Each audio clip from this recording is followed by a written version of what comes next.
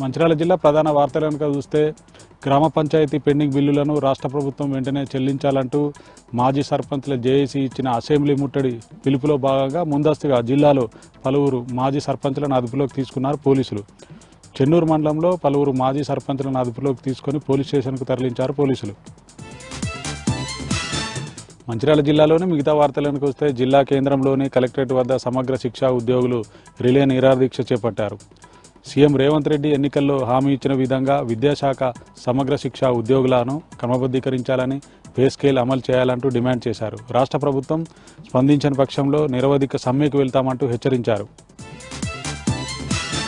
మంచిర్యాల జిల్లా జన్నారం మండల కేంద్రంలో గల మార్కెట్ యార్డ్లో ఏర్పాటు చేసిన ధాన్యం కొనుగోలు కేంద్రాన్ని పరిశీలించారు కానాపూర్ బీఆర్ఎస్ నియోజకవర్గ ఇన్ఛార్జ్ జాన్సన్ నాయక్.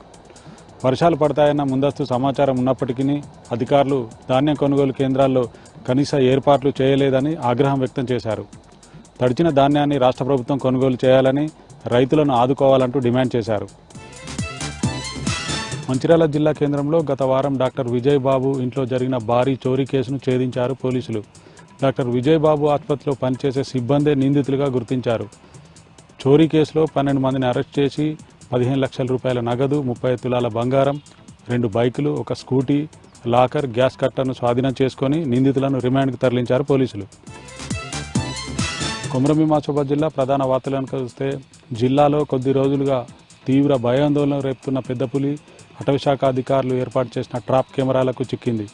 సిర్పూర్టి మండలం పెద్దబండ అటవీ ప్రాంతంలో పెద్దపులి సంచరిస్తున్నట్లుగా అటవీశాఖ అధికారులు గుర్తించారు.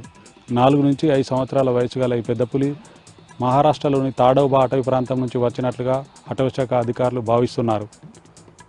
కాగజ్నగర్ అటవీశాఖ రేంజ్ పరిధిలో 5 పెద్ద పులులు సంచరిస్తున్నాయని, వ్యవసాయ పనులకు వెళ్లే రైతులు, వ్యవసాయ కూలీలు, పశువుల కాపర్లు అత్యంత అప్రమత్తంగా ఉండాలంటూ అటవీశాఖ అధికారులు హెచ్చరించారు.